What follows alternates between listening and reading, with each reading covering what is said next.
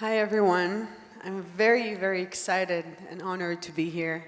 My name is Adi. I have 3 kids. One is 5 months, and I'm a social entrepreneur. My journey started when I was 12, and I started to volunteer in a nonprofit and be a personal tutor of a 3-year-old kid that had CP, named Kfir, cerebral palsy. Kfir couldn't walk and couldn't talk and couldn't do physically anything on his own. But when I first came to him, I fell in love immediately, and he became like a second brother to me.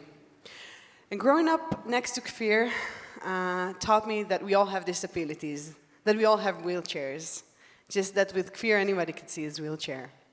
And that the biggest challenge is not the fact that he can't speak and he can't walk, rather it's the lack of social life. Kids that study in the segregated special education system often feel very lonely and very isolated, and the opportunities of having social life and friends afternoon is very, very challenging. So when I was 16, I started a youth movement in this country, the first and only inclusive youth movement called Krembo Wings, Knofayim Shel Krembo. I started actually by duplicated Adin Kfir, this personal tutorship into a group, and we met every week and we just played. This movement today is operating 100 branches with more than thousands of kids and teenagers all around the country. And for me, the biggest thing is that there is a new generation that's growing up in this country, a new generation that's seeing diversity as an asset and not a burden. When I left Krembo Wings in 2014, I decided that I wanted dedicate myself into the formal education system and actually to take this into the formal education system. So I started the first and only inclusive school network in this country. And this September, we'll be operating 31 schools and kindergartens with more than 6,000 teenagers. Thank you. Because I feel that the only way to make a change here, a deep, authentic change, a cultural change, is really to work through education. That's the only way to change society.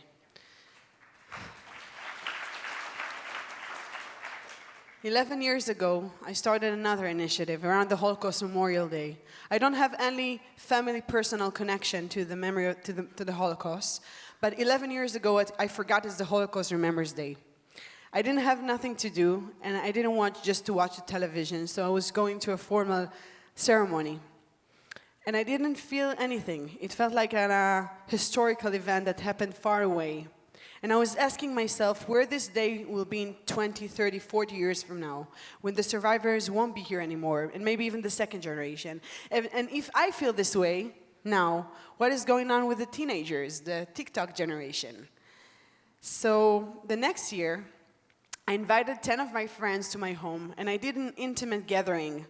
I called it Zikaron Basalon. 40 people came to my living room, to my home, and I invited a Holocaust survivor to share her story. When she sat down in my living room, the first thing she said, I hope not to disappoint you, because I wasn't in Auschwitz, and I don't have the number. And I was just a little girl, so I just escaped, so I hope my story will be enough for you. And when she shared her story, it felt like she's giving us a story. And it wasn't 6 million, it was one person and one story, and now it was our story. And then a friend just picked up a guitar and started playing songs. And my partner started to facilitate an open conversation of why do we need to remember and what kind of values we take to our lives today. And that was the most inspiring and powerful evening I ever experienced. And I was thinking to myself, what will be if that will be the day to commemorate the Holocaust Remembrance Day? This year we had 2 million people who opened their house in 65 countries and did Zikaron Basalon.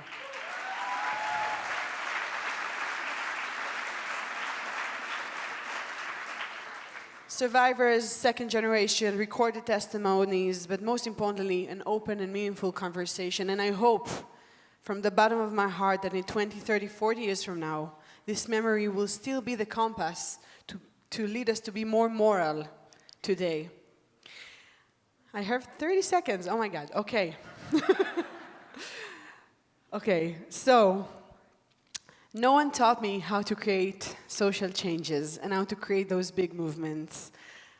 The only thing that really guided me was the feeling that it's my shift. It's our responsibility. I can't leave this for the Ministry of Education, to Yad Vashem, to others. And I just jumped into the water. It's a bungee jump. I didn't know how to do or what to do, but I started small. And I feel that the biggest thing is not asking for permission from anyone. And I invite you not to cut anyone's wings, especially not your own. If you have a vision, if you have a goal, it's a hard work. It's a hard work, but changes are possible. And this society, the Israeli society, is amazing because it's diverse. And we will make it amazing. Thank you so much.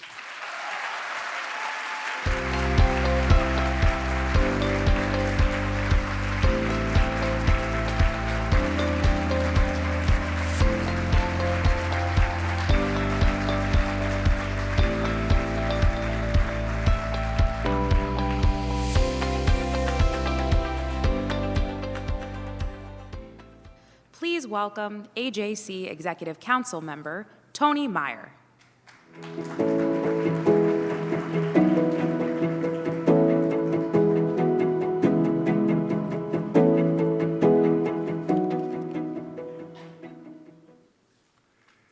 Good morning.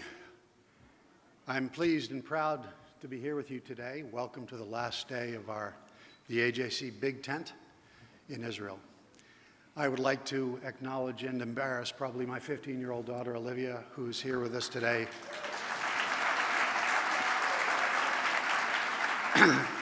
and for Global Forum as a member of the LIFT cohort.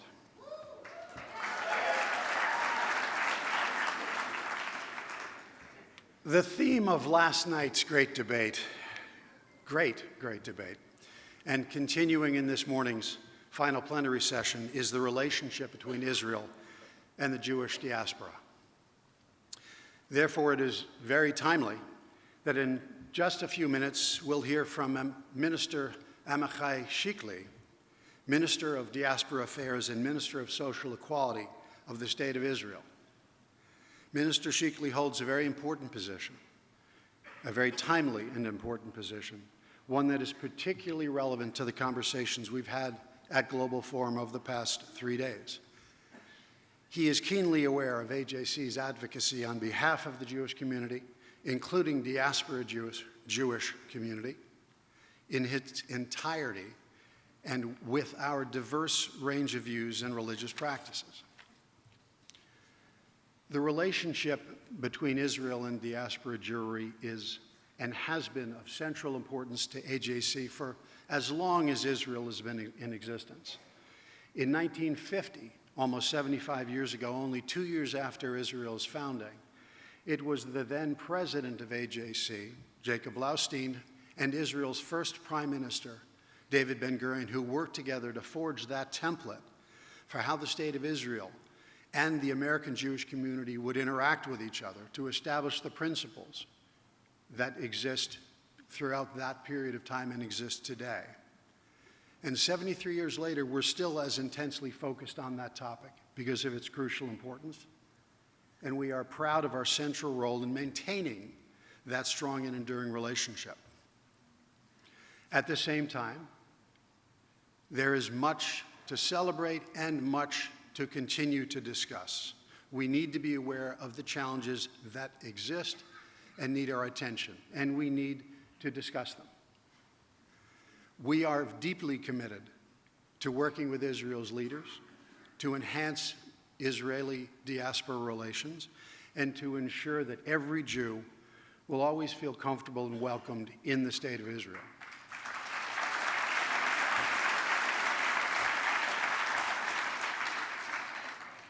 Please extend AJC hospitality and join me in welcoming Minister Amichai Chikli.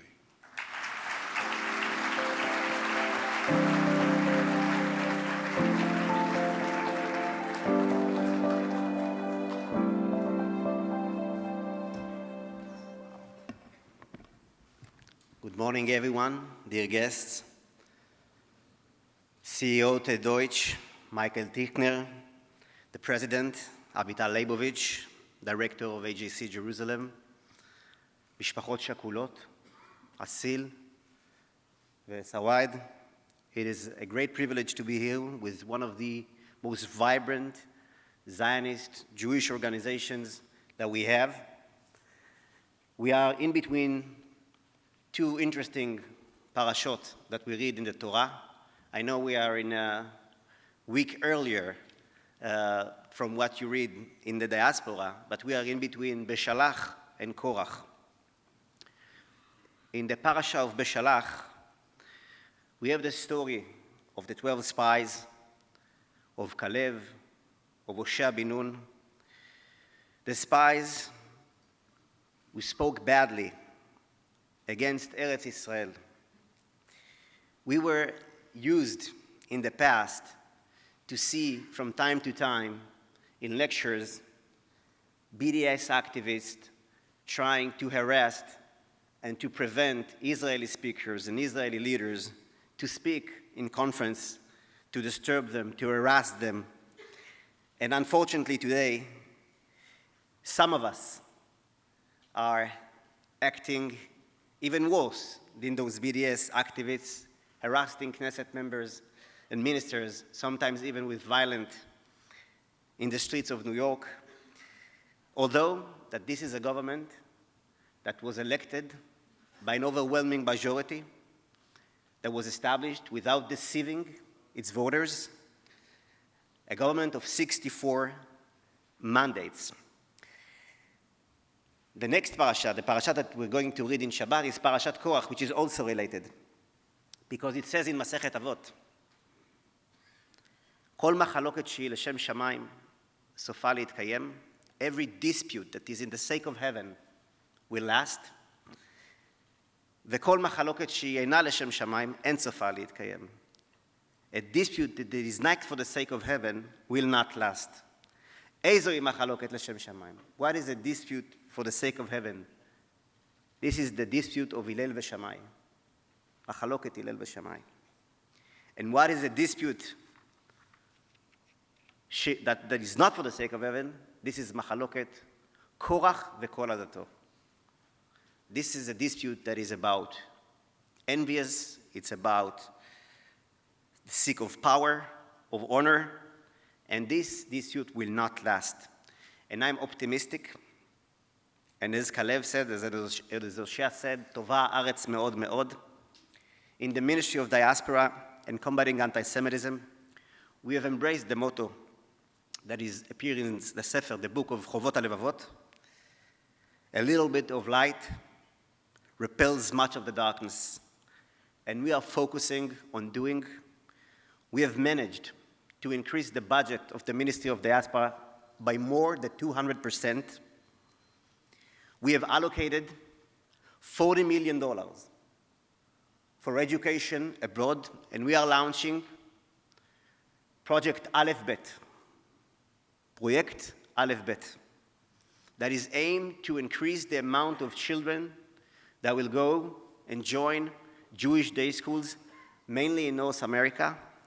I don't know if you know, but currently only 5% of the non-Orthodox kids goes to Jewish day schools, and our goal is to have much more Jewish children that will go and join into Jewish day schools. In the past 4 months, we have been learning and researching every research that has been made by foundations, experts. We've met with dozens of experts and foundations, and we've learned from beautiful models, especially from the amazing communities in Toronto and Montreal in Canada, federations that took decision that no matter what, Jewish education will be their top priority. And they have managed to change the course of the trend and to bring schools that were cut in almost half of the students and to bring them back into prosperity in one school, which I think is the biggest Jewish school outside of Israel, a school named Chat Tenenbaum. In 2008, there were 1,500 students in that school. 8 years later, 2016, they went down to around 700 students. They've lost almost half of the students.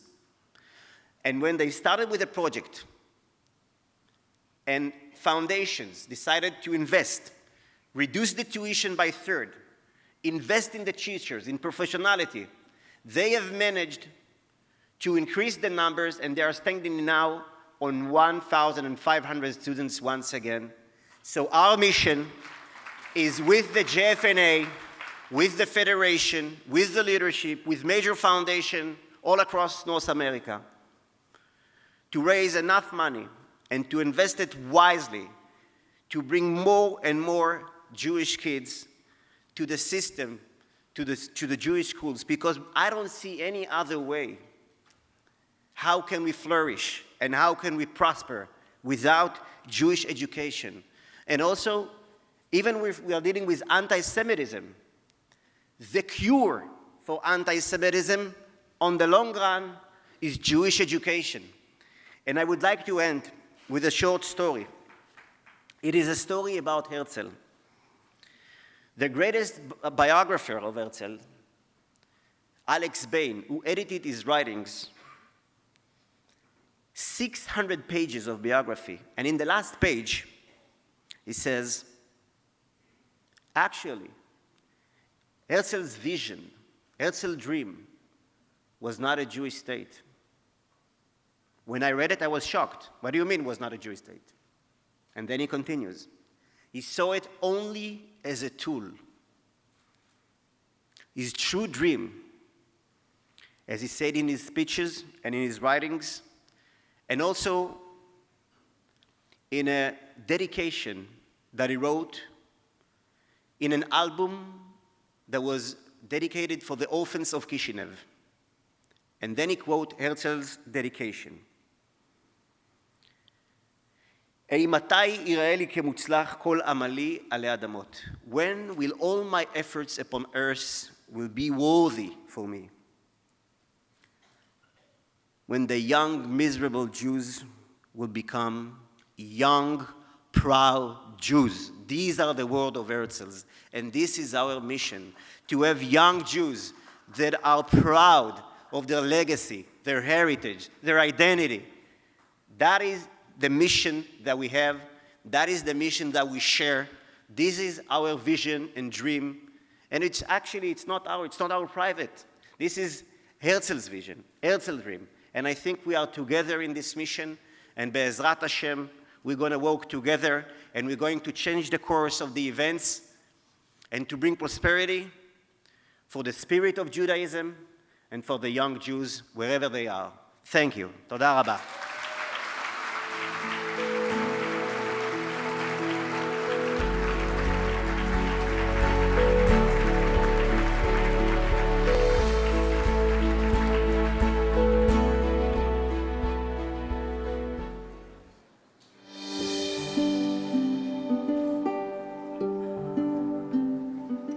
When I joined AJC, it was emphasized to me how AJC wanted Jews to feel safe wherever they lived. And that really appealed to me because there was a focus on making hatred and anti-Semitism not be a threat to Jews wherever they wanted to be, whether it was Europe, Latin America, or the United States, Israel included.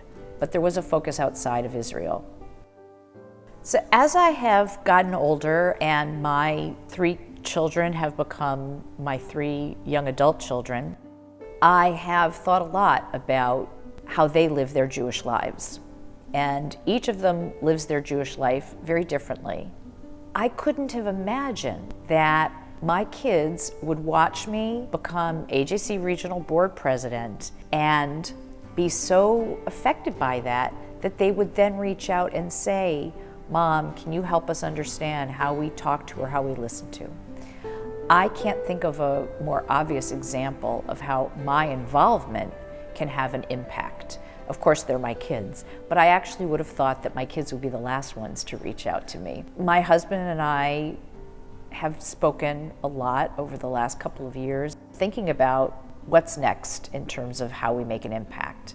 And that is a large reason why we've doubled down on our commitment to AJC.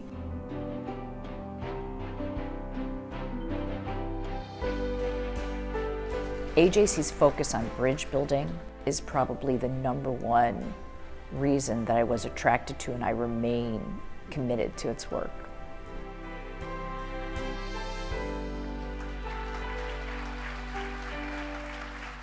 Please welcome AJC Board of Governors member Craig Unterberg.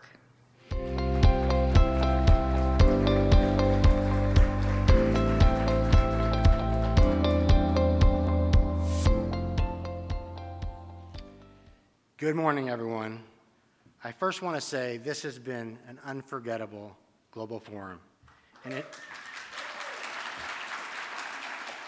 it has reiterated the reason why my family is fully committed to AJC. So thank you, AJC. Given the way that Israel is covered by the world media, the true essence of this country is generally overlooked.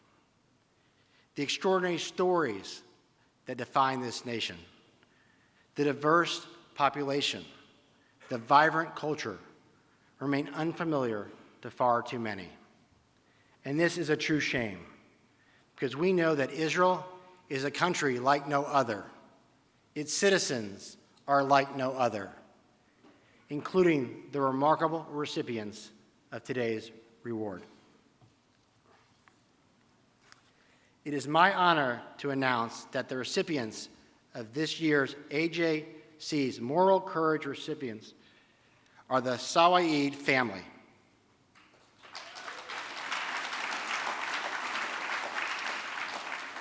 The Sawaed family is part of a Bedouin tribe that resides in Israel's Galilee.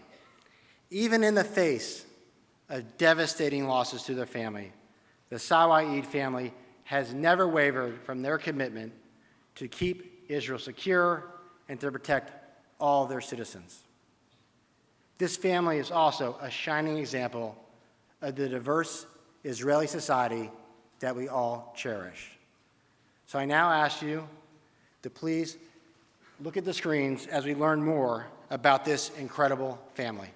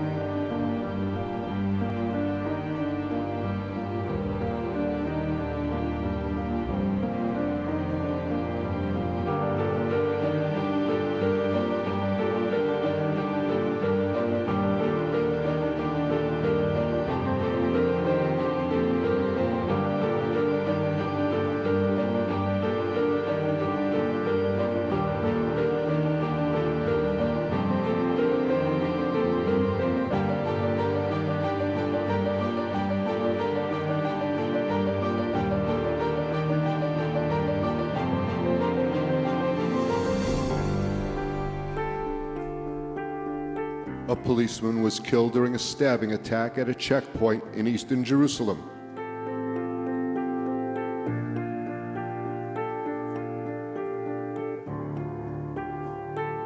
Sergeant Asil Sawaed, member of a Bedouin tribe in northern Israel, succumbed to his wounds.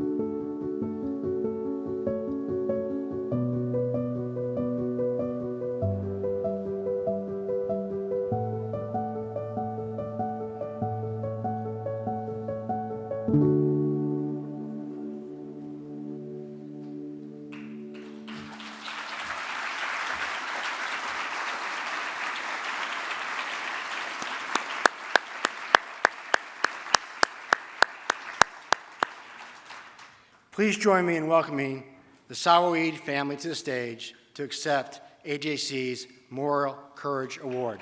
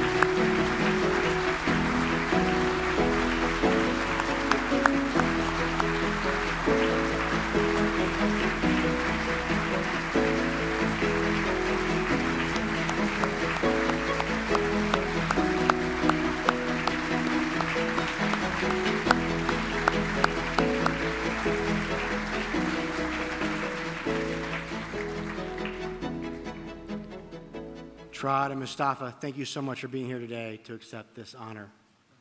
We know there are no words that can make up for the sacrifices that your family has endured. But please know that there is so much gratitude for everyone who loves this country, and we appreciate everything that you have done. So it's our deepest honor to honor you today with this award.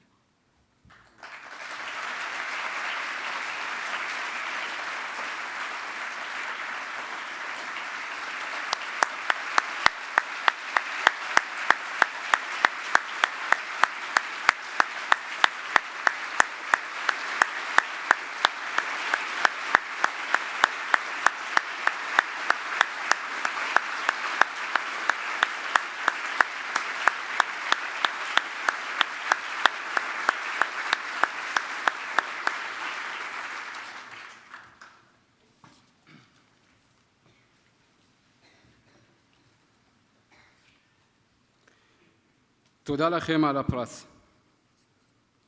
אנחנו עומדים כאן לפניכם ומאוד מתרגשים מהבחירה בנו, במשפחת סואעד, לקבל את אות הערכה של ה-AJC. עבורי ועבור משפחתי, הגנה על המולדת היא עניין טבעי וברור ומתבקש. ישראל עבורנו, כל המשפחה, היא הבית. כאן נולדנו, כאן אנחנו חיים, והשכנים שלנו לא משנה מה דתם. גם הם המשפחה שלנו. אנחנו חיים יחד במדינת ישראל, ואנחנו אזרחים שווים, ושוויון מתבטא בהכל. מחובתנו לסייע בהגנה על ביטחון ישראל, על ביטחון הבית של כולנו. כל ילד במשפחת סואעד יודע מגיל צעיר שהוא ישרת את המדינה בכוחות הביטחון. אם זה צה"ל, במשטרה או במשמר הגבול או בשירותים אחרים. אנחנו כאן כדי לתרום ולקחת חלק. השמירה על ביטחון המדינה היא אתגר לא פשוט, ולעיתים כמה שאנחנו יכולים ולהעיד, לצערנו, טובי בנינו נופלים בקרב. אין דבר כואב כמו לאבד בן, אח, בן דוד או חבר. הכאב הוא אינסופי. קשה לתאר במילים את תהליך האבל, אבל החיבוק שאנחנו מקבלים מאחינו היהודים, השותפים שלנו, החברים שלנו לנשק, הוא עצום. מבחינתם אנחנו בשר מבשרם, ומבחינתנו התחושה זהה. אחי עומר נפל ונחטף על ידי ארגון החיזבאללה בלבנון בשנת 2000. באותן השנים כבר הייתי בשירות קבע, ולצערי זכיתי עוד בטרם הנסיגה הישראלית לשרת בלבנון ולהכיר את הגזרה. ההודעה על האירוע תפסה אותי בהפתעה. מעולם לא חשבתי שאחי, שגדלנו יחד, יהיה בכותרות העיתונים ובהקשר שכזה.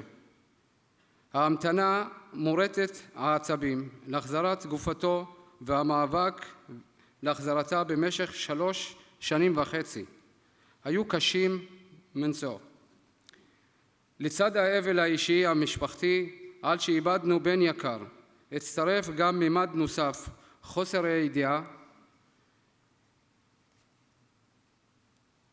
הידיעה מה עלה בגורלו של עומר. במשך מעל ל3 שנים ארוכות היינו תלויים באוויר ובאי ודאות, האם עומר נפצע והוא בחיים, האם הוא נהרג.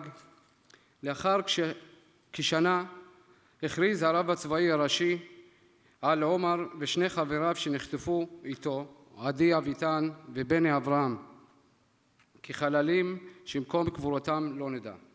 כשהאו"ם מציג עדויות לנו כמוסלמים זה לא מספיק. מבחינתנו עד שלא ראינו את הגופה שלו הוא עדיין חי. המאבק להחזרת הגופות היה משותף. לא היו יהודים או מוסלמים. היו חיילים ישראלים. המשפחות פעלו יחד. החיבוק שקיבלנו מהציבור היה אדיר. התחושה הייתה של אחדות ושכולנו אחד. זה נתן לנו כוח ורק חיבר אותנו יותר למדינה ולעם היהודי ולצה"ל. הילדים של עומר והילדים שלי ממשיכים את רוח המשפחה ומשרתים גם הם בצבא ובמשטרה. גם הם יודעים שאין לנו ארץ אחרת. תודה רבה.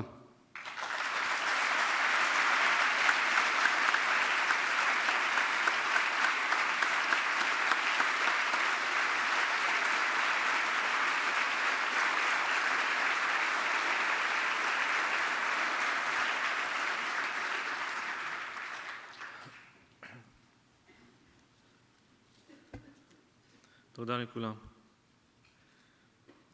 לשיוך למשפחת סוואד יש משקל ואחריות. הדאגה לביטחון המדינה היא חובה. אנחנו שירתנו, משרתים ונשרת בזרועות הביטחון.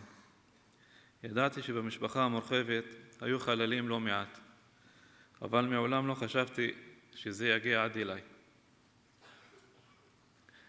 לפני 4 חודשים השכול דפק על דלת הבית שלי. אחיך אסיל נהרג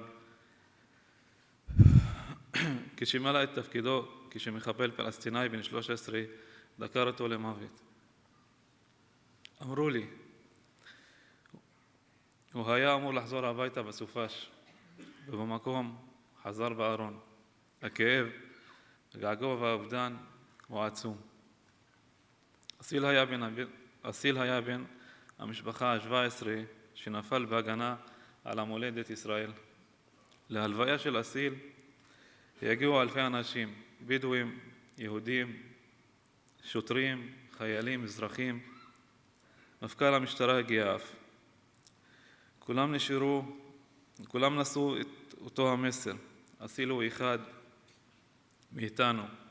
השותפות שלנו חזקה מכל דבר, ובכל מקום נותנת לנו את הכוח להמשיך. אלפים מבני המשפחה שירתו, משרתים וימשיכו לשרת בזרועות הביטחון השונות. לפני כמה שבועות אירחנו יריד מיוחד במועצה לנוער שעומד לפני גיוס.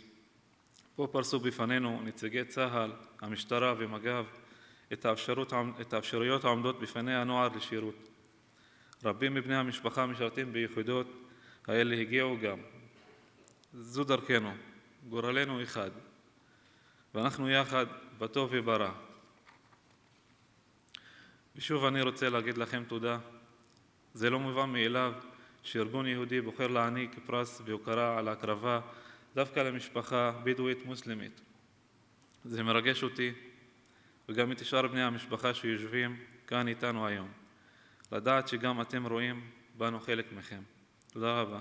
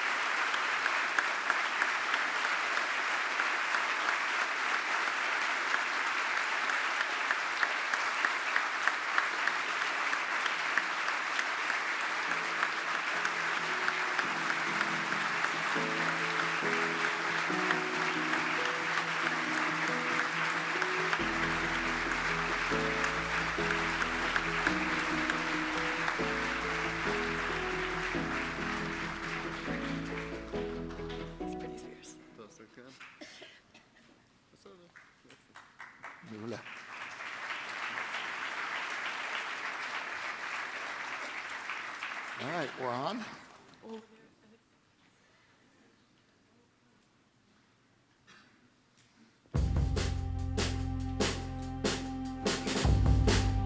Lift has helped me better understand what it means to be part of the Jewish people. So with AJC, I've learned a lot of strategies that I can use to make my own mark in the Jewish community and in the world.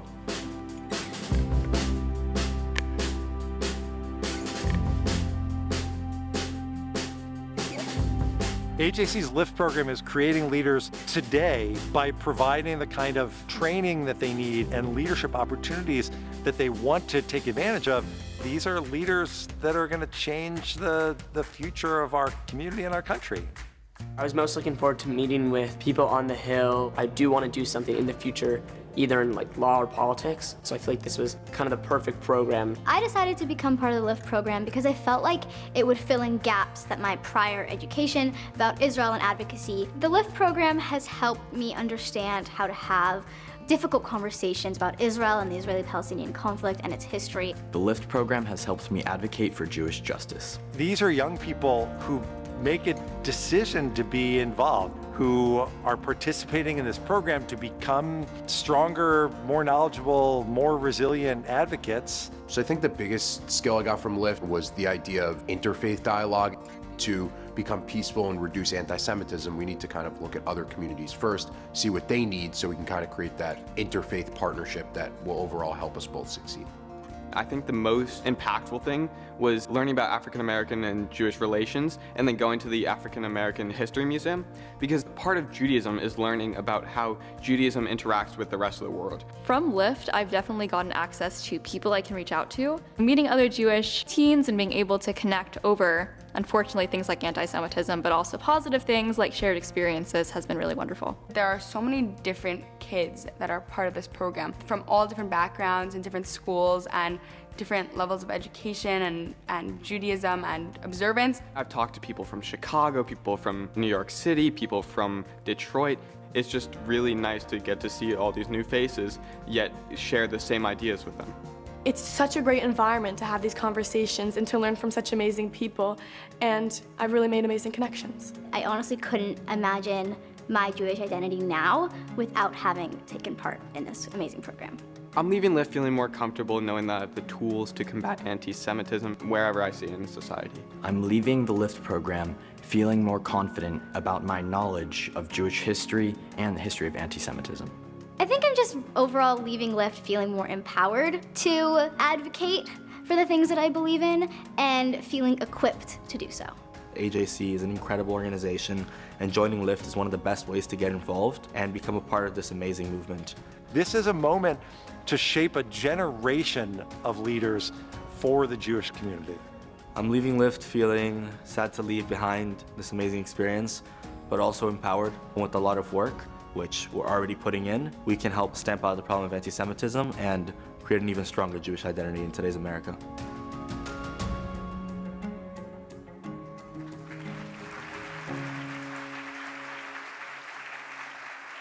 Please welcome AJC Board of Governors member Ruth Lapidus and AJC National Leadership Council member Sid Lapidus.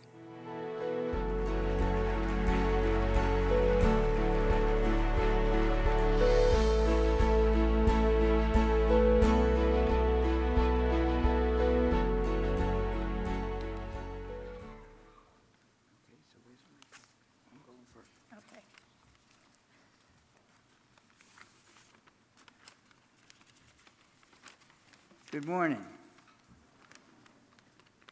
Ruth and I are so honored that at the conclusion of this fabulous global forum, and I think we should give a hand to everybody who participated and made this happen.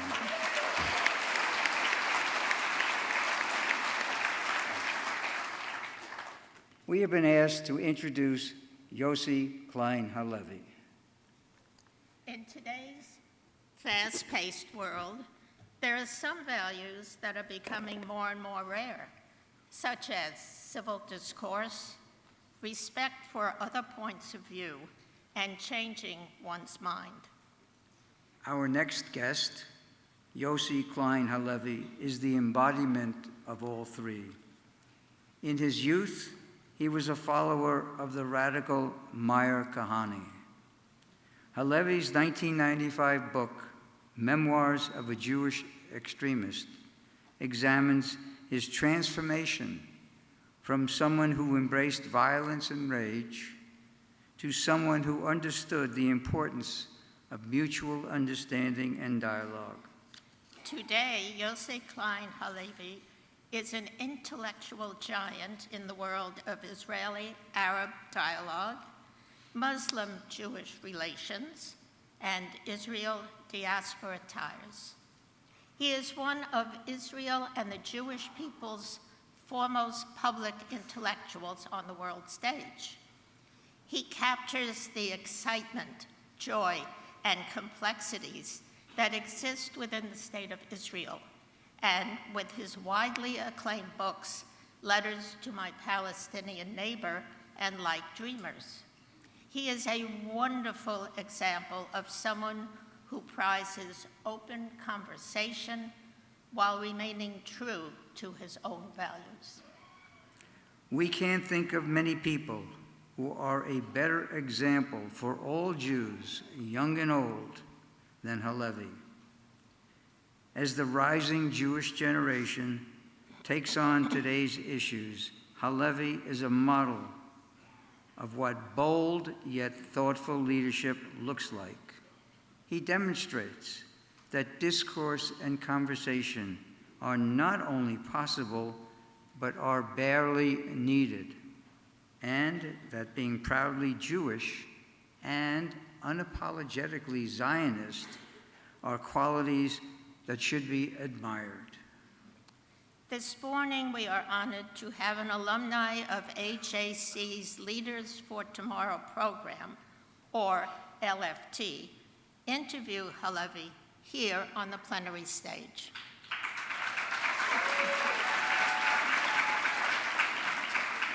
So please join us in welcoming Yossi Klein Halevi and LFT alumnus Francis Geller from New York City, our hometown. Thank you.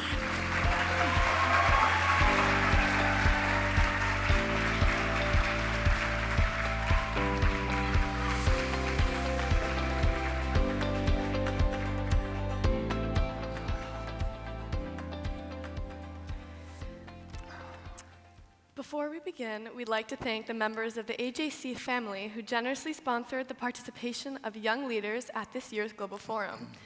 We're so grateful to be here, and you have our sincerest appreciation. Yossi, you have written extensively about the state of Israel diaspora ties and have a very personal connection to this. What are some of the key challenges today, and how can Israelis and Jews around the globe work to strengthen our shared bonds? So, Francis, delighted to be doing this with you. And hi, everyone. It's really great to be back with the AJC. I've only been involved with the AJC for about 30 years, and writing and speaking, and you know, you've really been blessed with the Jewish world's best leadership over the years, and that tradition is continuing with Ted. So I'm just delighted to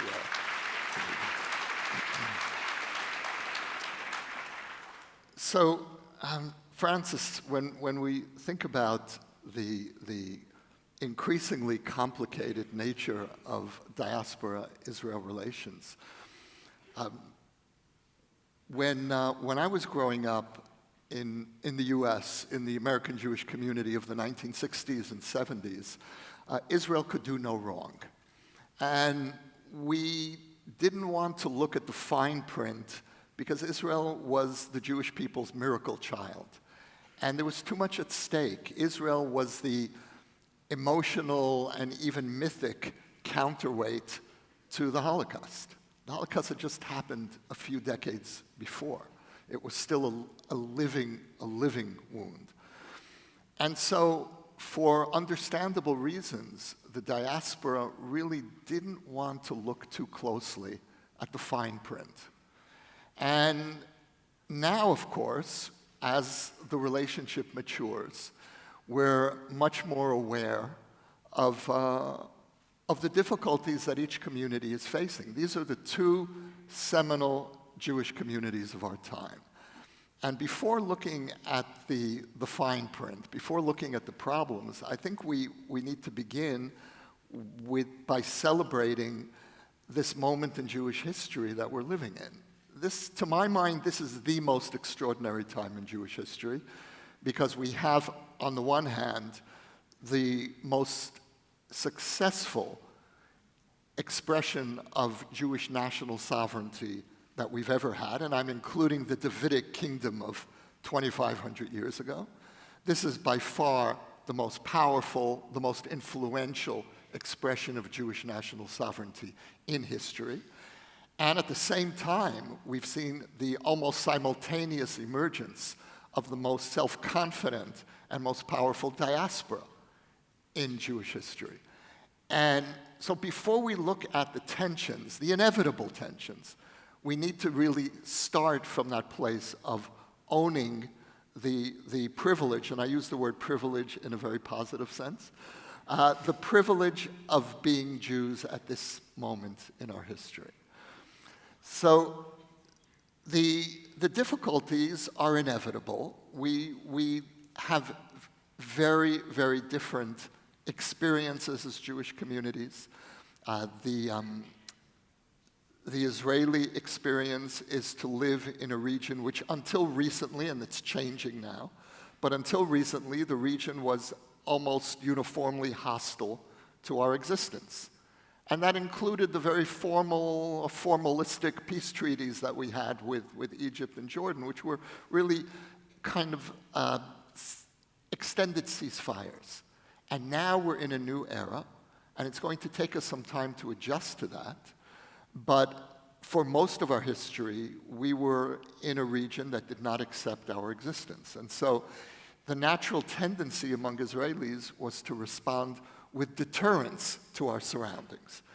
In America, the Jewish community, as you all know, experiences quite the opposite dynamic, which is you are embraced by your surroundings. And so the Jewish community has wisely devised strategies of openness, of flexibility in your Jewishness.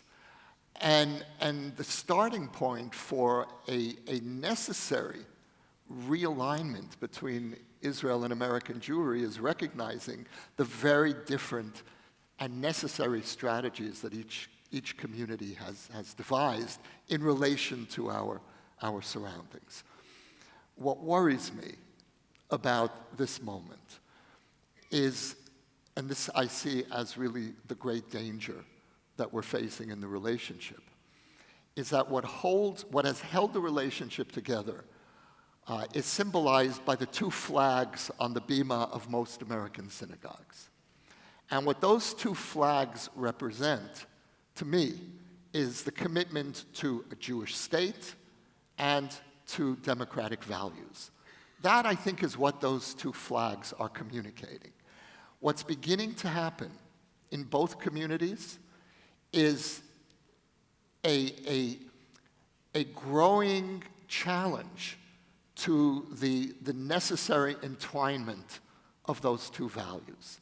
In Israel, it's being expressed, as we see before us, with a rising anti-democratic sentiment, which is no longer just confined to the fringe. It has now been brought into the heart of the Israeli government. And that's on the one hand. And that is a growing part of the Israeli public, still, thank God, a minority, but growing, that is looking at democratic norms with deep suspicion and sees democratic norms as antithetical to our ability to defend ourselves, which is a very dangerous opposition. In the American Jewish community, as you all know, the danger there, and so far I think it still is confined to the fringes, but also growing, a questioning of the legitimacy of Israel as a Jewish state. How is Jewish and democratic, how can they be compatible? And I feel that what our generation's job is to affirm the essential connection between Jewish and democratic, and it's not an easy connection, and we need to stop fooling ourselves. It's a very difficult meeting point between these two non-negotiable commitments. Israel that is not a Jewish state is not Israel, and for me, an Israel that's not a democratic state is unrecognizably Israel. And this is what we need to affirm. So, well said. In February, you wrote an open letter with journalists Mati Friedman and Daniel Gordis about urging North American Jews to take a stand against Israel's proposed judicial reforms. You said that diaspora Jews have both the right and the responsibility to speak up. What was the response to your piece, both in Israeli society and abroad? So maybe I'll preface my response, Francis, by noting in passing the coincidence of appearing right after Minister Chikli. And I'd like to just respond very briefly to 2 points that he made. The first was he claimed that this government was elected by an overwhelming majority. In fact, there were a few thousand votes that separated the two blocs.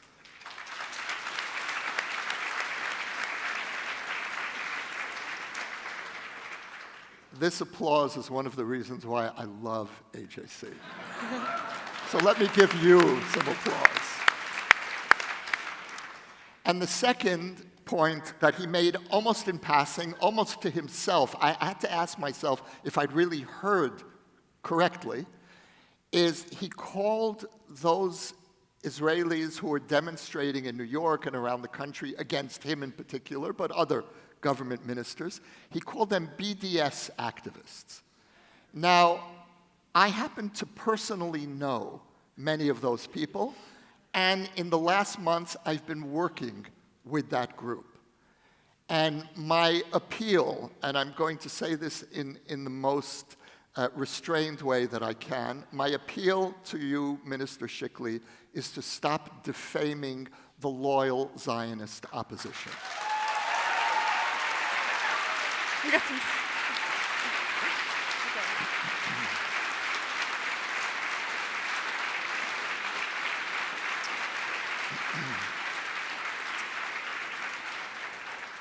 And now to your question.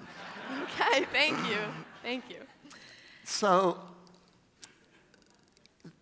this was, I think it was in February that Mati Friedman, Danny Gordis, and I wrote a joint open letter to you, to the American Jewish community, the community that we come from and that we've been engaged with for many decades. You have been my principal audience, the American Jewish community, really for 40 years since I moved to Israel 40 years ago, and the same is true for Danny and for Mati. And we've never done anything remotely like that letter. I never dreamed that I would be writing an open letter to American Jews to protest against my government. I have never protested against my government. I have opposed policies left, right, and center, but I've also voted for governments left, right, and center. In the past, I have voted for Netanyahu, and I voted for the Likud more than once. And today, I regard this government as a moral disgrace to the Jewish people.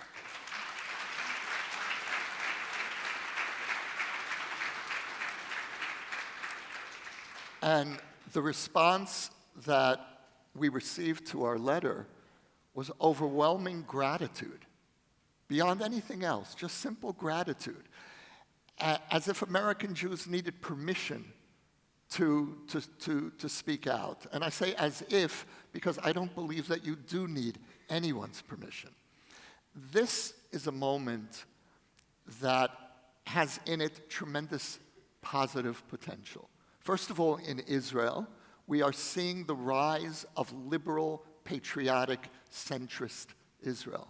This is something, and these demonstrations are not coming out of the left. This is something that I think needs to be emphasized. There are certainly parts of the left is involved in the demonstrations, and I'm very pleased that they are. But it's my camp, the camp of the center, that is really leading these demonstrations. And if you look at the symbol, what is the symbol of the protest movement? It's the Israeli flag. Now, if you think about the American context, and I say this with a great deal of pain, because in the American political context, one side of the debate has essentially appropriated the flag and patriotism. And here, that has not been allowed to happen. And liberal Israel has found its voice, has found its determination, and is no longer amorphous in the way that I think a center tends to be. Liberal Israel is fighting for a liberal definition of democracy and a liberal definition of a Jewish state. And I want to just briefly explain what I mean by both of those. A liberal definition of democracy is that democracy is a dance, a complicated dance, between the rights of the majority and the rights of a minority. This government sees democracy as winner take all. And we hear this over and over again. The Supreme Court is a non-democratic institution. Who elected you? The job of a Supreme Court is precisely to be a counterbalance, protecting the rights of the minority from a potentially overreaching majority. In terms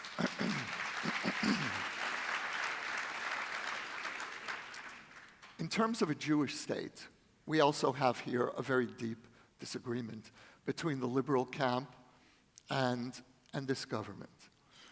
The liberal understanding, liberal Zionist understanding of a Jewish state is that Israel is the state of the Jewish people. Period. Whoever we are, the whole mess, whoever we are, full Jews, half Jews, quarter Jews, and that's embodied in the most radical Zionist law on the books, the law of return. The law of return goes far beyond the Reform movement's patrilineal definition of Jewishness. The law of return welcomes into Israeli society. It isn't technically a definition of who is a Jew, but in practice, it brings into Jewish Israeli society anyone with a single Jewish grandparent, anyone married to a Jew, for that matter. And certainly anyone converted by any denomination. And so,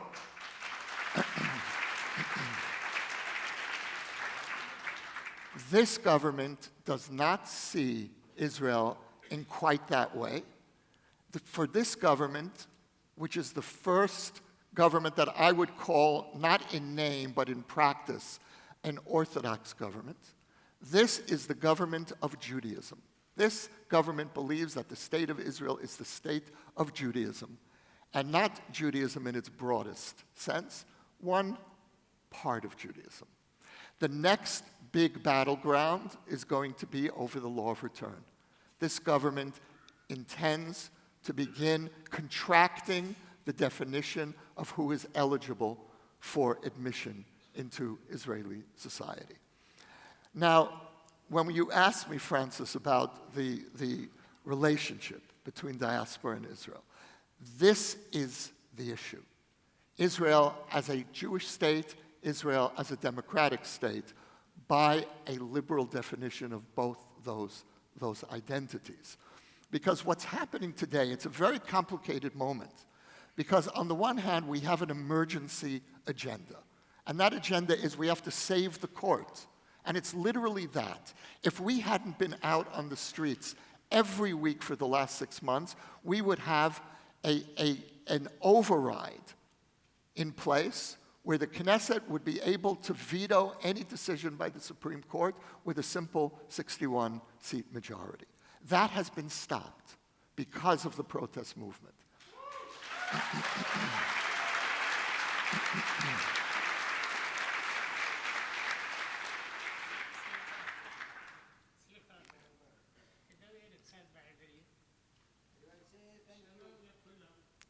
I'm sorry, I don't know what's happening here.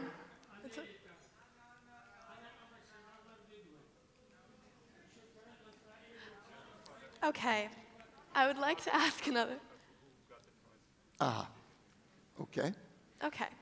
So, Can I ask you? Oh, continue, sorry. this fight, this struggle, is not just mine as an Israeli. This struggle belongs to the whole Jewish people. And I would urge you all, the people who are outside, who've been outside through the Global Forum demonstrating, are not demonstrating against the Global Forum. They are inviting you to join with us to defend a liberal, expansive definition of Israel as a Jewish and democratic state. And so I see this moment as a tremendous opportunity for us to deepen the relationship, to take us to the next level, to the maturation of the American Jewish-Israeli relationship, where we can be together in the most difficult issues. And there's nothing more difficult than a threat that's internally generated. We all know how to deal with external threats. We've been magnificent, the two communities together, in dealing with threats that come from outside. How do we deal with threats that come from within? And how do we deal with those threats without creating, God forbid, a schism among the Jewish people? And it's a balancing act. On the one hand, I feel this tremendous anger and fear, a sense of protectiveness for Israel. On the other hand, the people who vote for this government are not my enemies, and they're certainly not deplorables.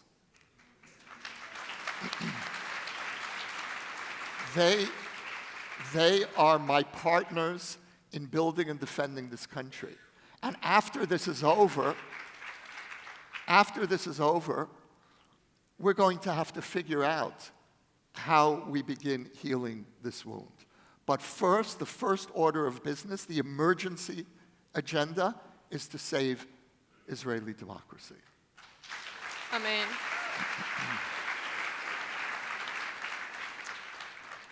As young Jews, we have seen and experienced the rise of anti-Semitism worldwide, including in our communities within the United States.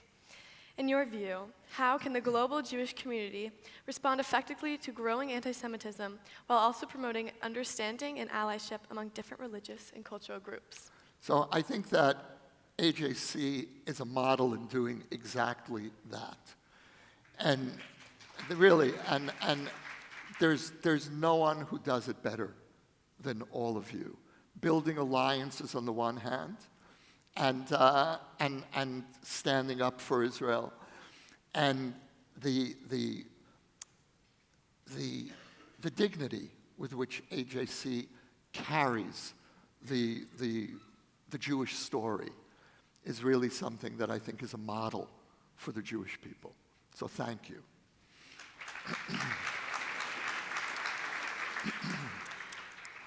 The challenge that we're facing now is that what's under assault is the credibility of the mid-20th century Jewish success story, both in Israel and in American Jewry. We went, as a people, from the lowest point in our history in 1945 to what I believe is the peak moment in Jewish history, which is today. And the enemies of the Jewish people want to undo that success story, see that success story as illegitimate. In Israel, they want to turn the return to Zion into a crime, into one of the 20th century's great crimes. Yasser Arafat used to call it history's greatest crime, rather than one of human history's, never mind Jewish history's, one of human history's most inspiring sagas. And in America, you're facing a different, but in some ways similar challenge to the American Jewish success story, which is seen as somehow vaguely suspect. There's something in the American Jewish story which is coming at the expense of other people, of other minorities. And we need to own the extraordinary achievement of the generation that came before us, the generation of the Shoah and of the return to Israel, that bequeathed to us what I think is the most extraordinary story of Jewish survival in 4,000 years. And that's what we're fighting for now.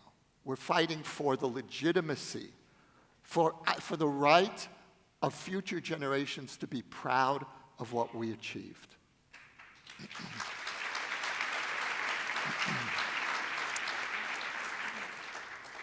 And the way that I frame this for myself is that we need, in the 21st century, to own the identity of being a survivor people. And by survivor people, I don't only or even primarily mean the people that endured the Holocaust, but the people that survived the Holocaust, that overcame the Holocaust. And I say that as the son of a survivor, but really as the son of a survivor people, because this is the great Jewish story of modernity. It's our story as a survivor people. And that's the story that's under assault, and that's the story that we need to defend together in Israel and in the diaspora. Thank you.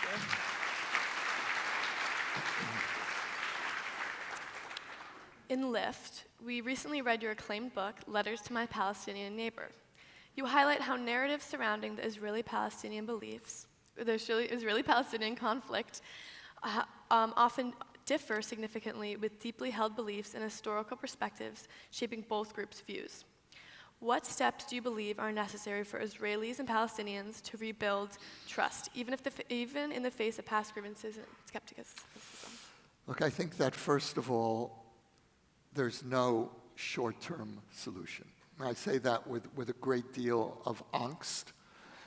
There will be no solution anytime soon. And I think we all know that.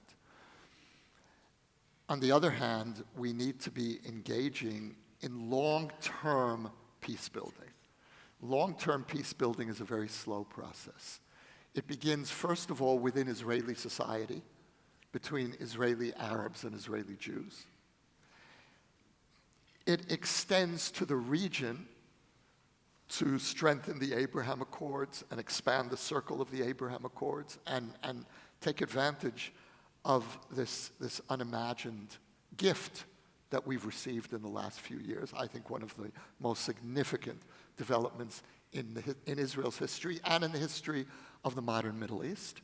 And finally, and I've left the Palestinian issue out for last, because I believe that will be the last.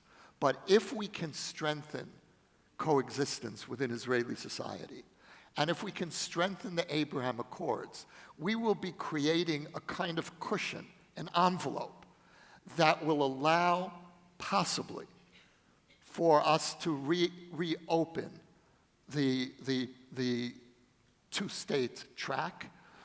And my hope is that there will be a combined pressure from Arab Israelis within and the Arab world without on the Palestinian leadership to begin to finally making its peace with the legitimacy of the Jewish return home.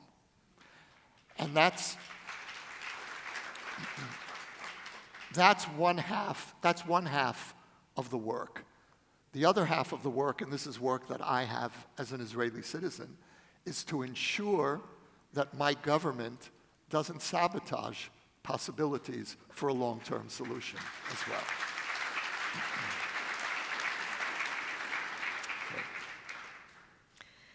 Thank you, Yossi. Your stories and experiences have captivated our attention and encouraged young leaders to strive for excellence and positively impact the world.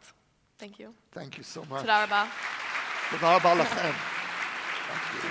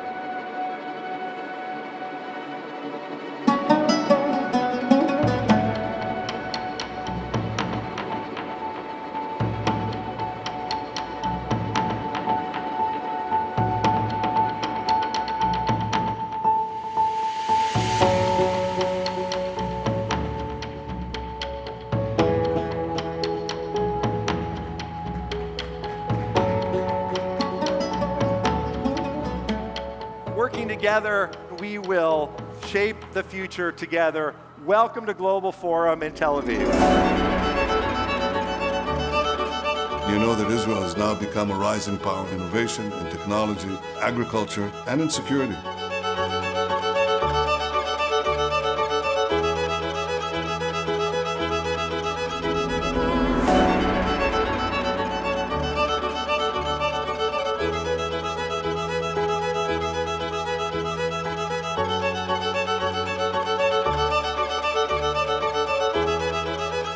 If we will not be a democracy, we will not be.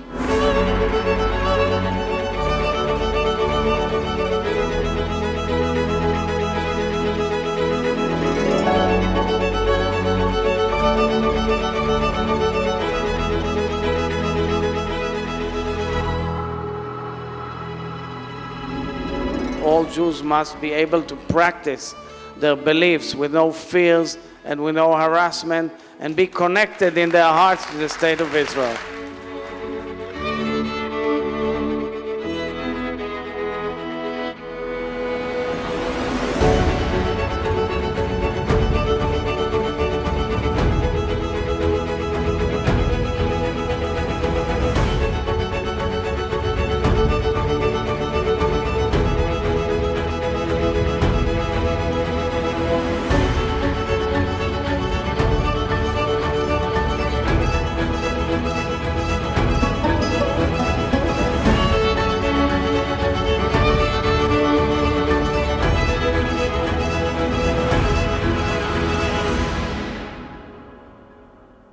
To announce the launching of the AJC National Task Force for the implementation of the White House Action Plan on Anti-Semitism. Let us move forward, hand in hand, building bridges and ensuring that the memory of the past shapes a brighter and more compassionate future for all of us.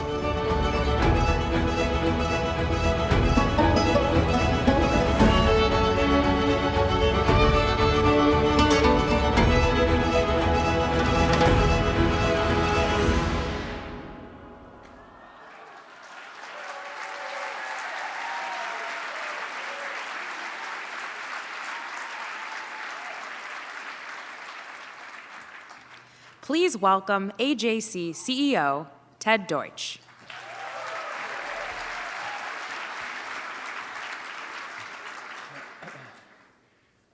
Thank you very much.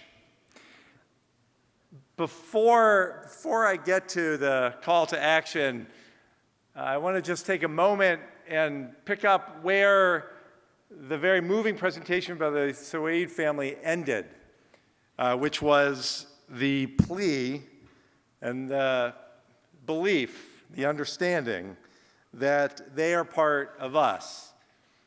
And I want to make sure that the Sawaed family understands that not only are you a part of us, but that we are a part of you, and that what you represent here in Israel, the commitment to this country, the sacrifices your family has made to this country, is an inspiration for every one of us here. And I, again, want to thank you for participating with us here. I was thinking about, not as I thought about what to say here as we wrap up, I was thinking about another trip I made to Israel. A trip when we came on a congressional delegation, but while we were here, they discovered the bodies of 3 teens who were killed by terrorists, Eyal Yifrach, Naftali Frankel, and Gilad Shaer. And so we rearranged our entire schedule to go to the funeral. And when we went to Modi'in, we went to the funeral, we pulled up, it felt literally as if the entire nation of Israel was pouring out to mourn with these families. Thousands and thousands of Israelis came to show their support. There was a national outpouring of grief, and it was an outpouring of grief that was matched around the world by so many of us here who had spent weeks holding vigils, praying for the safe return of the 3 boys, only to tragically turn to mourning for them. And we mourned with the Israeli families, my colleagues and I, Ileana Ross-Layton and I here, but all of us around the world mourned with the families. Just as we stand with the Sawaed family, we do this because we are part of this family. And what does that mean for us after 4 days here in Israel? Well, I also think about, while I'm here, being in Washington in 2020 on the White House lawn for the signing of the Abraham Accords, and what that represents for Israel, for this region, and again, for our broader family who care so deeply about Israel's place here in the region, and all of us at AJC who work so hard to defend it and strengthen it and deepen its place here. It means more opportunities and more hope for our family. And then I think about sitting in the AJC office in New York in my first week on the job as CEO of this incredible organization. And it happened to coincide with the moment when Kanye decided to use his platform to attack the Jewish community, to attempt to further normalize anti-Semitism. That same time that normalization of anti-Semitism in America really started to pick up. So what did we do on behalf of Jews across America, on behalf of our family in America? Well, AJC went to work. And that following December, when we met in the White House, and I, on behalf of AJC, was able to urge the White House to adopt a national action plan as we had called for more than a year. And then as we brought the special envoys from around the world that we had worked with to the White House to share their insights, AJC played a role at that moment. And the question then is, what have we done since, and what's happened here that we need to reflect upon? This is AJC's work. From the work we do here in Israel and the deep love and appreciation that we have for this country, the work of citizen diplomats that we are in advocating for Israel and the Jewish people across America and in capitals across the world. The advocates, the activists who will fight against efforts to delegitimize Israel, who will always stand for Israel's place in the world, who understand the importance of always fighting to ensure that the Jewish and democratic state of Israel is respected around the world. That's what we do. And in our 4 days here in Tel Aviv, this is where our AJC family came together.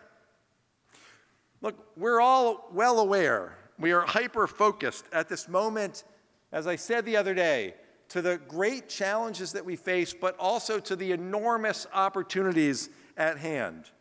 The strength that we have working together as a family on behalf of our greater family around the world. As President Herzog said on this stage just a few days ago, he said, and I quote, "I am adamantly passionate about the story of the Jewish people. We are a small nation of about 15 million plus Jews around the globe in a sea of 8 billion human beings. We have a role to play, we have a story, and therefore we should protect and preserve the unity of our people amidst all of its differences." That's what this global forum has been about. I am, like all of you, Jewish and proud, but that is more true now than it was even when I arrived in Tel Aviv just a few days ago. I think about the feeling that we had at Kabbalat Shabbat with our AJC family, and Havdalah on Saturday night. Again, with AJC, a really important reminder that in addition to all of the advocacy that we do, we are an authentically Jewish organization, something we should be proud of.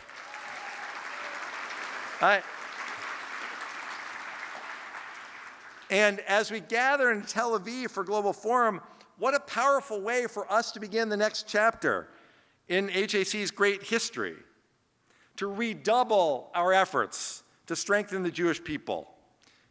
The Jewish people, our family who lives in the United States, in Israel, in the 60 countries from which our great Global Forum advocates have come. That's what we recall as we join here together from all around the world. And what did we do since we've been here? Well, obviously, we heard a range of political leaders, from Prime Minister Netanyahu and President Herzog to Minister Dermer, Opposition Leader Lapid, National Unity Chair Gantz, and Minister Chikli. We heard from journalists and civil society opinion makers with diverse viewpoints. We heard an exhilarating debate about the role of diaspora Jews in Israeli politics, and in addition to the meetings that have taken place, the public plenaries that we've had, the breakout sessions, the excursions. In addition to all of those, we also had meetings on the sidelines, meetings with members of the governing coalition in Israel, meetings with opposition leaders, and yes, meetings with Israelis whose commitment to Israeli democracy has resulted in their taking to the streets every week for 6 months. So we know our role. For 117 years, AJC has worked to enhance the well-being of the Jewish people. We've strived to enhance Israel's place in the world and to defend democratic values. And we heard views here that will help us going forward from across the world, from Europe and Latin America. We heard from the president of Uruguay. We heard from the president of the Jewish Confederation of Ukraine. We heard when Boris Loshkin came and spoke to us, not just the powerful words of Ukrainian Jewry, but the opportunity for us to announce to the world our rededication to the cause of Ukraine, standing resolutely against Russia's illegal invasion, and AJC's mobilization to help deliver $5 million in medical supplies to the people of Ukraine.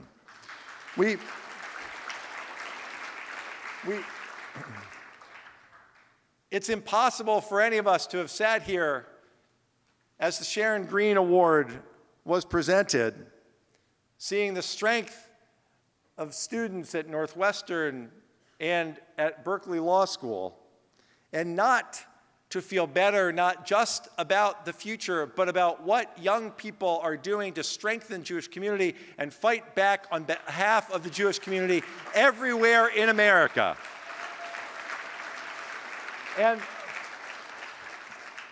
And it was an even more special moment than we had thought and planned and hoped for, when we had the opportunity to have the David Harris Award presented by David Harris on our stage to the special envoys combating anti-Semitism.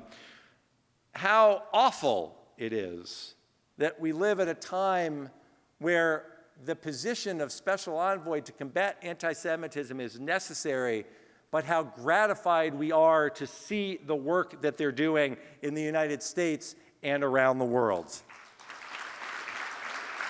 We heard the great debate yesterday.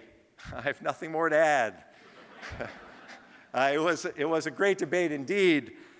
The fact that I'm here talking about our views about Israel, well, it was a great debate. And I referenced earlier the Moral Courage Award. So many of us have been to Israel so many times, and it's always meaningful. But there are moments where we're just reminded that nothing here should be taken for granted. Not this nation, not the freedoms, not Israel's strength in the world. All of it is dependent upon real human beings we do our part as advocates, but for Israeli men and women who serve this country and put their lives at risk and are willing to make the ultimate sacrifice on behalf of this country, that reminder should cause us to redouble our efforts to stand up for this country and for all of them. And we met with dozens of ambassadors and officials from all around the world. Our excursions went to Jerusalem to meet Israelis and Palestinians working for peace. They went to explore the history of Israel. We learned about high-tech startups that are flourishing just within a short distance of Hamas rockets aimed at Israel in Gaza. What an incredible few days. So what comes next? What do we do to ensure a secure Israel and the 15 million Jews in the world? Well, we fight anti-Semitism. We strengthen the global nature of our work. Here's the call to action. Here's what I think we need to do. First of all, I announced this the other day, but my friends, going forward, the implementation of the White House strategy using every incredible, talented member of our team at AJC in every regional office across America, and our influence from our global offices around the world, that effort will guide us for the next year. We will work with businesses and nonprofits. We will work with cultural organizations, universities, sports leagues, school districts, law enforcement. We will do what we always do, using our principled and nonpartisan approach to ensure that with our partners in the interfaith community, with our partners that we work with in the intergroup space, that we will stand together ensuring that the document produced by the White House does not sit on the shelf, but that the action items contained within it are actually acted upon for the benefit of the Jewish community. We will do all of that together with your help. Number two, our global efforts to fight anti-Semitism will continue. The special envoys who were on our stage have an important role to play in implementing their own plans around the world. These are plans to combat anti-Semitism and to foster Jewish life. And our offices all around the world will continue to work with them to make sure that those plans are being implemented and that the Jewish communities, large and small, all across the world, benefit from our work to help keep them safe. Number three, we will work to enhance Israel's place in the world and strengthen the Abraham Accords. We will do it in foreign capitals, near and far. We will do it at the State Department, and we will do it at the White House. And yes, our regional offices will do it with consuls general, with state and local officials, with mayors, all of whom have a role to play. AJC has an army of citizen diplomats around this country, making sure that we are heard from, that the message of a stronger Israel in a region anchored by the Abraham Accords, as expanded with our urging and our help, is a message that only AJC can powerfully and does every day powerfully transmit.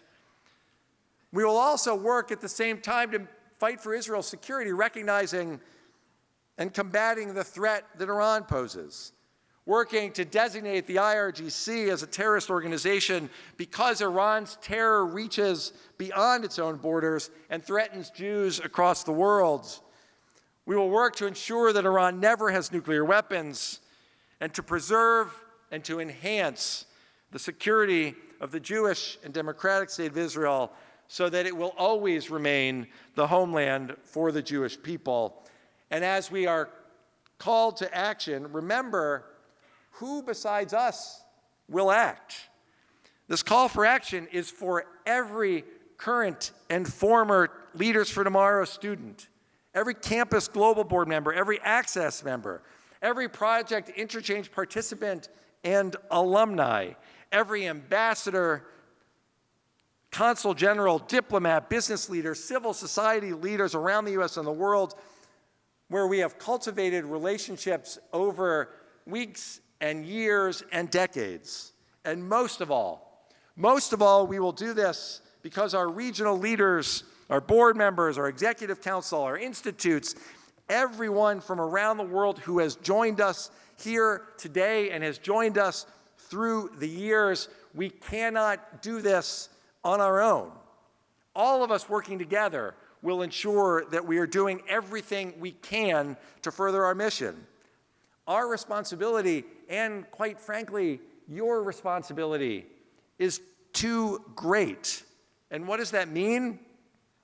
Well, first, it means if you've been inspired by what's happened in Tel Aviv, then share that with your friends and neighbors. If you better understand now, having seen the breadth of the work we do and the power of our advocacy around the world, make sure that the people that you interact with back home understand that as well. And I would be remiss if I didn't at least pause to reflect upon the fact that a conference like this, more importantly, the work that we do around the world, doesn't happen on its own. The resources that are necessary for us to continue to do the work help to drive what we do and expand what we do and have more influence and a greater ability to help shape the future. So I would encourage all of you, while I'm grateful for your support for the work we do, I would encourage all of you to think about how much more you can do to help us do even more in our powerful work. And this, some of you, a lot of you have heard me say this. I want to be really clear. AJC should never be referred to as the best kept secret in the Jewish community. It cannot be a secret. It cannot be a secret that there is no organization in the world that advocates everywhere with leaders who can move the needle to help make the Jewish community stronger, safer, and more secure. Everyone must know of the deep relationships built up over decades that make us such effective citizen diplomats for the Jewish people and for Israel. And finally, it is time for the Jewish community everywhere, but especially in the United States, to know what every prime minister, foreign minister, senator, member of Congress, our local government officials, so many of whom have come across the stage over these past 4 days, to know what they do. That AJC is the global advocacy organization for the Jewish people, effectively advocating for the Jewish people in Israel everywhere in the world. You can help make that happen. All of you in this room, and finally that it starts with our Leaders for Tomorrow students, our Campus Global Board, and our Access Young Leaders, who are the key to the future and the present of this organization. So as we conclude here, I want to offer a few thank yous. First, I want to thank all of the participants from the United States and around the world who have come to Tel Aviv to join us for these past few days. You've been so engaged, thoughtful as always, in each and every plenary and breakout session, and we are beyond fortunate to have you as the driving force of American Jewish Committee. You should give yourselves a hand. You should all know, and I'm very proud of this, this morning the food and beverage staff at the Dan Panorama approached some of our team to let them know that AJC's participation has been, and I quote them, lovely and wonderful. And seeing all of you here and speaking with you individually has restored their faith that Diaspora Jewry cares deeply about Israel.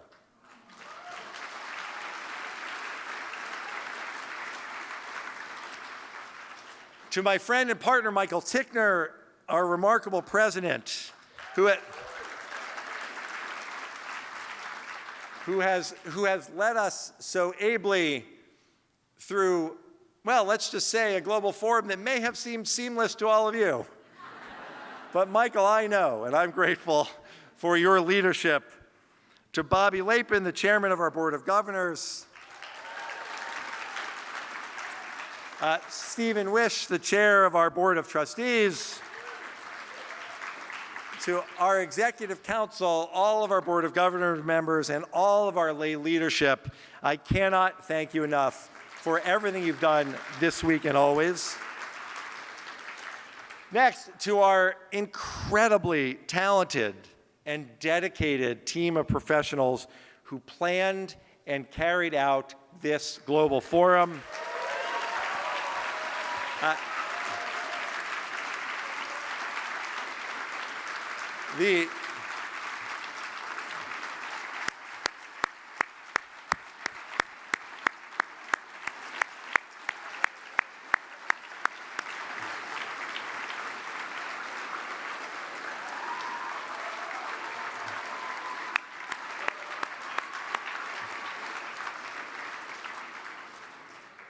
The global events team, led by Daniel and Leslie, with incredible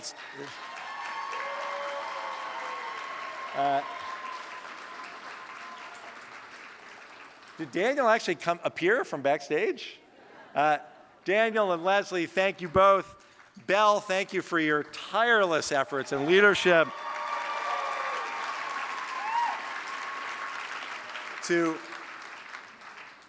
To Claire and Mara and Kelly and Lindsay and Bonnie and Natan, we're grateful for your incredible commitment and tireless effort. I want to thank everything we've done here, by the way, that looks so easy, all of the excursions, all the people coming through. That doesn't just happen either. I want to thank Avital and our incredible team in Jerusalem.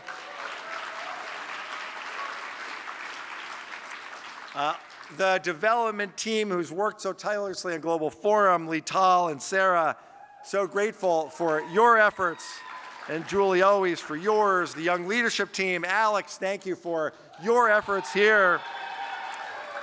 If you're on the AJC email list, particularly if you receive press releases, to John and the entire marketing and communications team, thank you. We know what you have achieved. And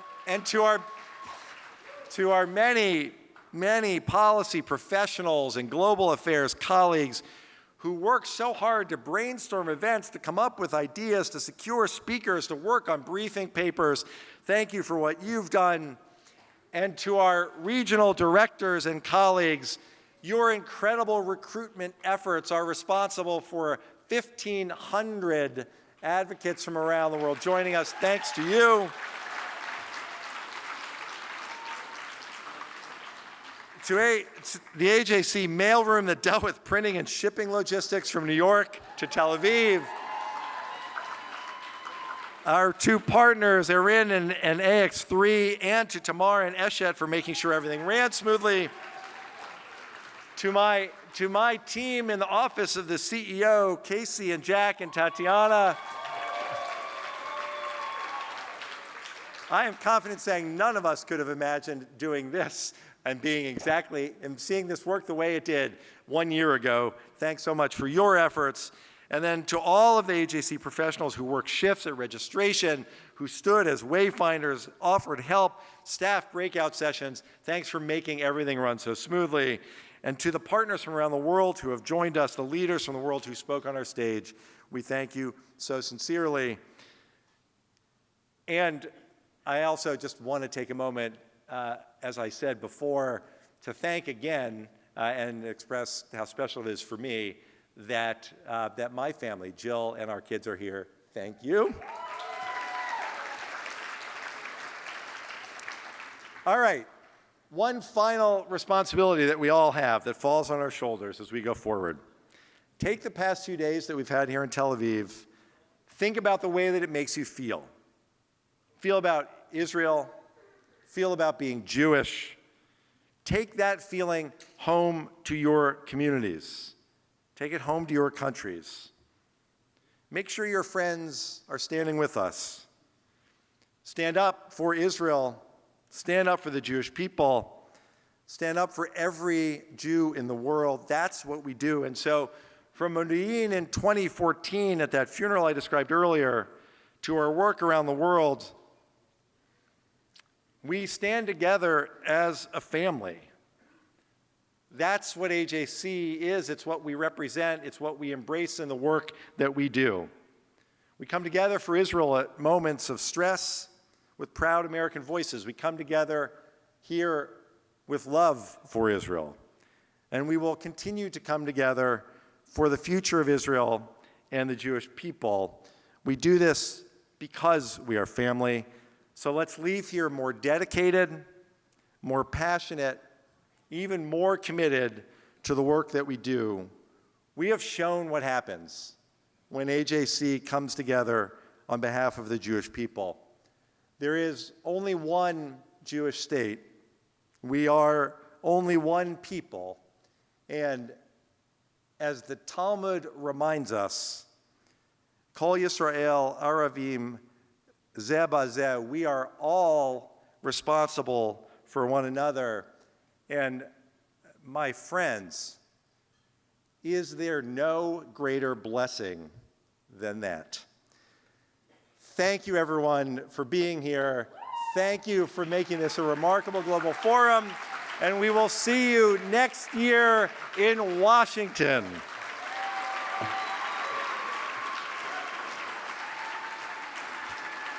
Now, if you could rise, but don't leave quite yet, I would ask, at the risk of embarrassing her, my wife Jill, to join us on stage so we can conclude with Hatikvah.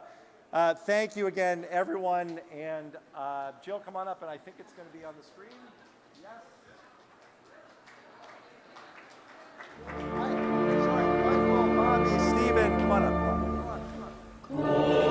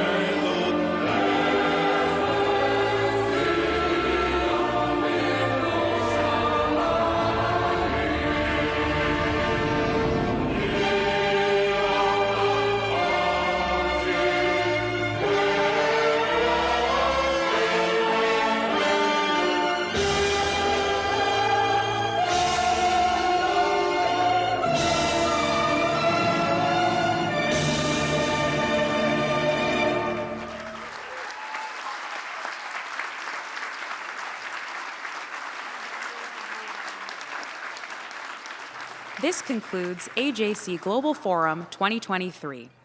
Thank you for joining us. Shalom and Toda Rabah.